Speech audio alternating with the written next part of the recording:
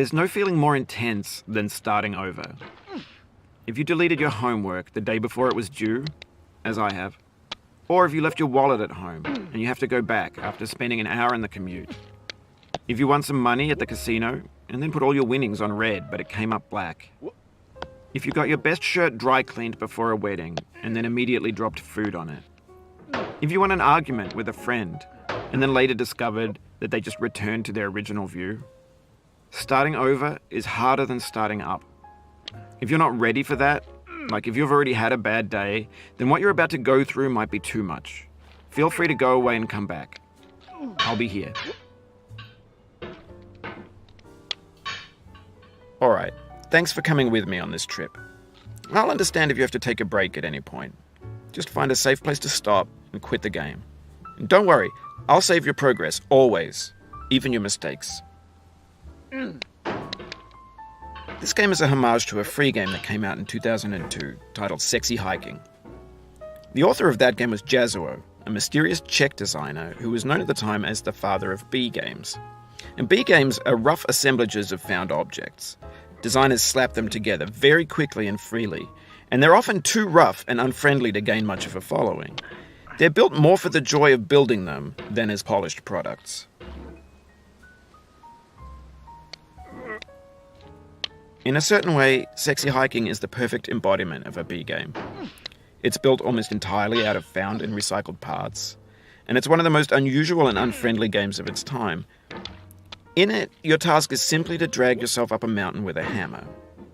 And that act of climbing, in the digital world or in real life, has certain essential properties that give the game its flavor. No amount of forward progress is guaranteed. Some cliffs are too sheer or too slippery. And the player is constantly, unremittingly in danger of falling and losing everything. Anyway, when you start Sexy Hiking, you're standing next to this dead tree that blocks the way to the entire rest of the game. It might take you an hour to get over that tree, and a lot of people never got past it. You prod and you poke at it, exploring the limits of your reach and your strength, trying to find a way up and over. And there's a sense of truth in that lack of compromise. Most obstacles in video game worlds are fake. You can be completely confident in your ability to get through them once you have the correct method or the correct equipment or just by spending enough time. In that sense, every pixelated obstacle in Sexy Hiking is real.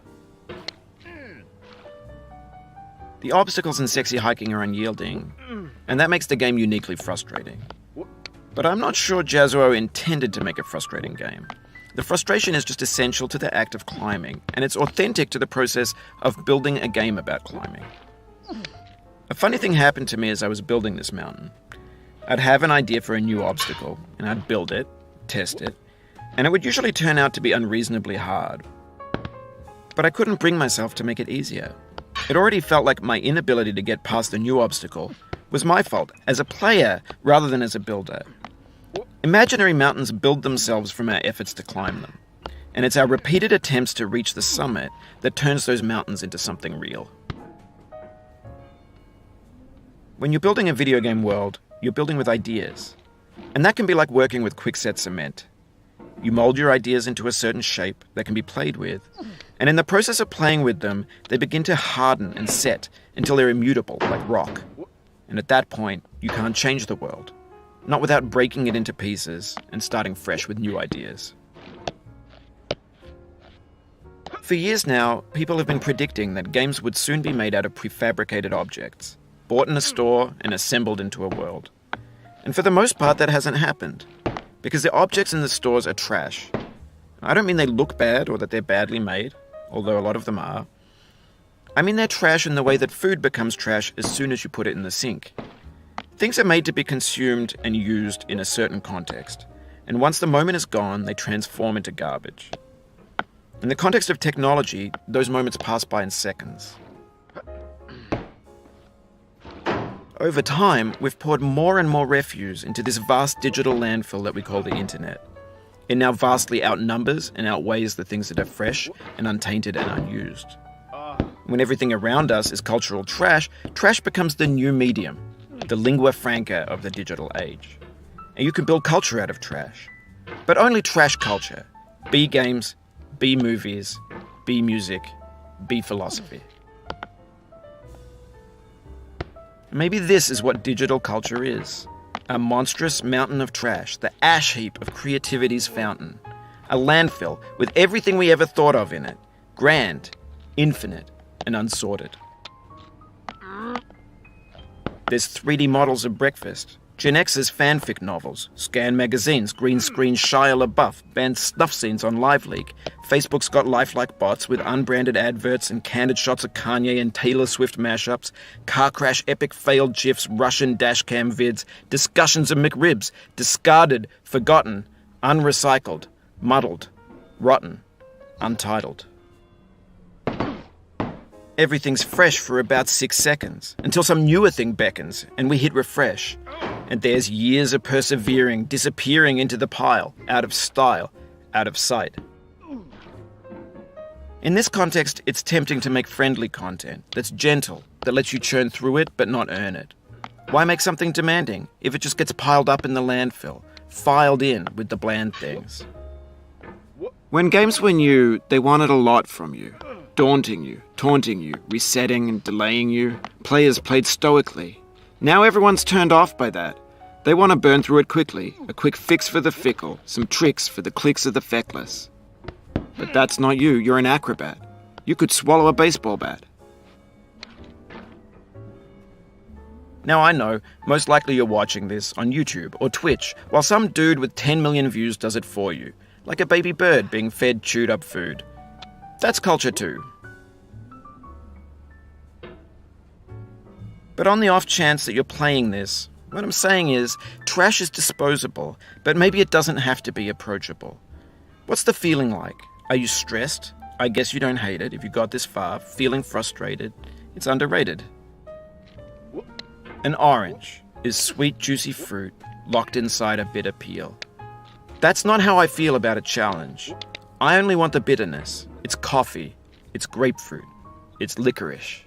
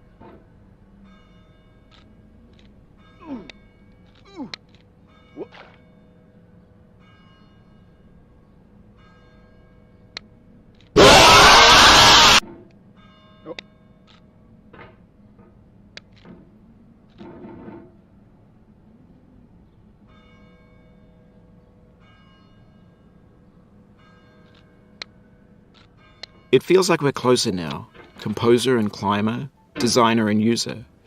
You could have refused, but you didn't. There was something in you that was hidden, that chose to continue.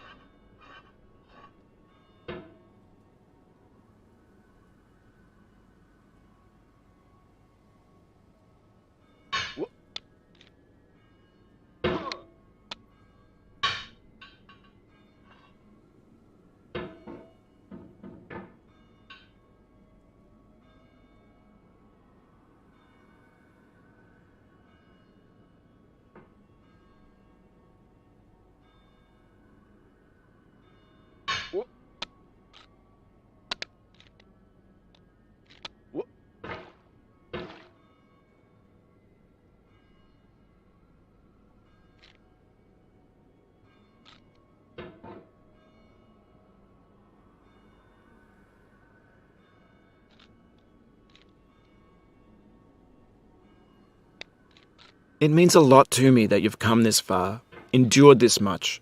Every wisecrack, every insensitivity, every setback you've forgiven me is a kingly gift that you've given me.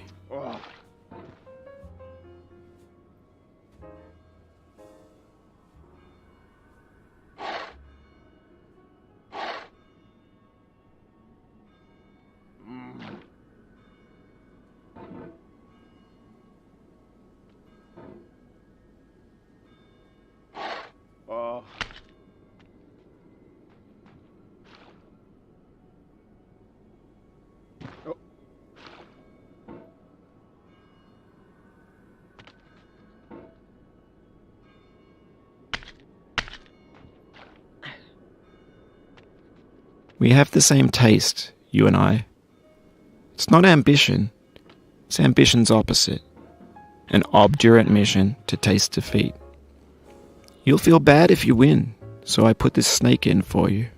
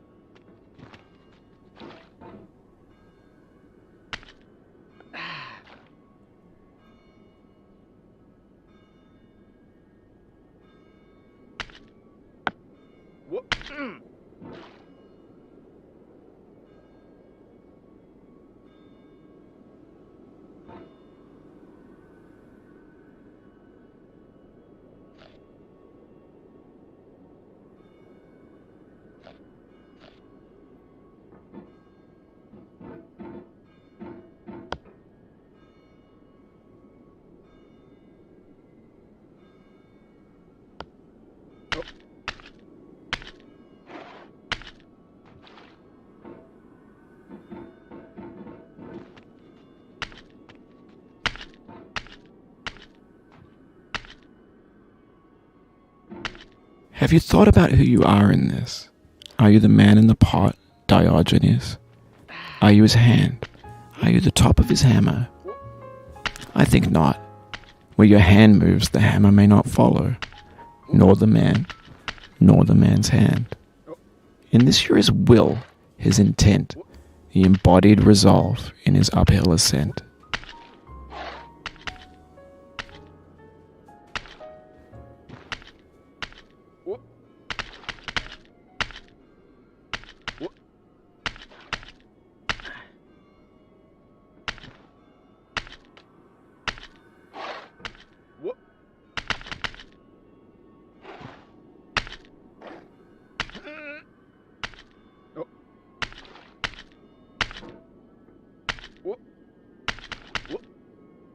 The first time you got here, you thought you were safe.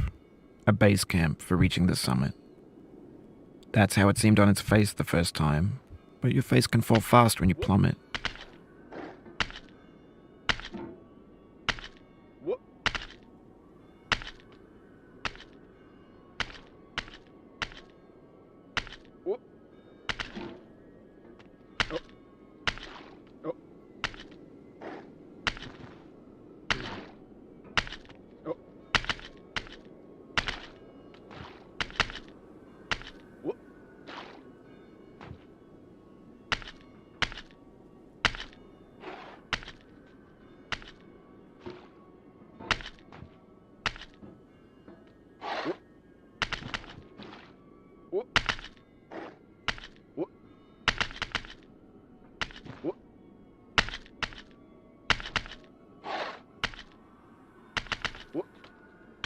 Oh, you just lost a lot of progress.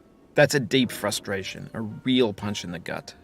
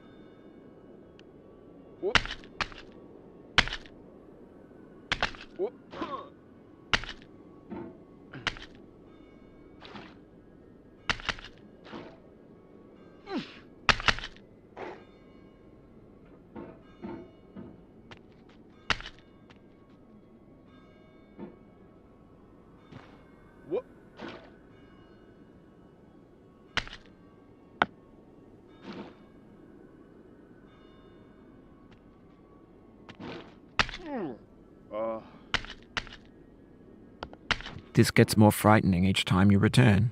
Knuckles whitening, stomach tightening. Once bitten, so many times burned.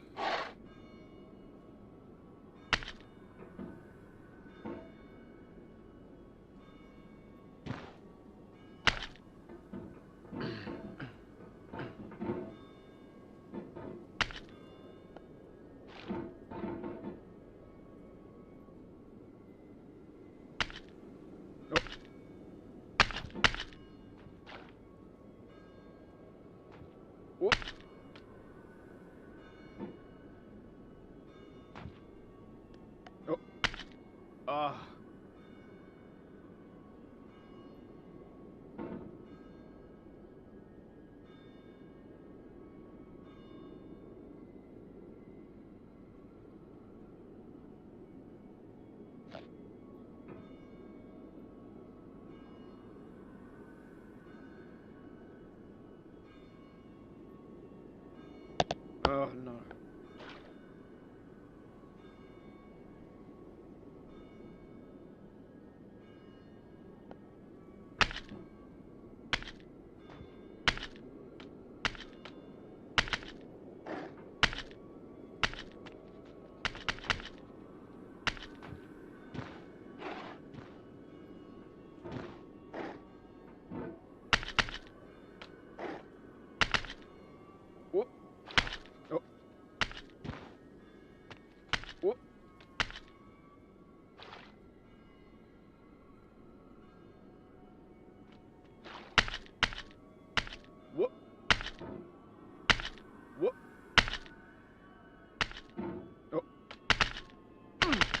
Oof, sorry about that.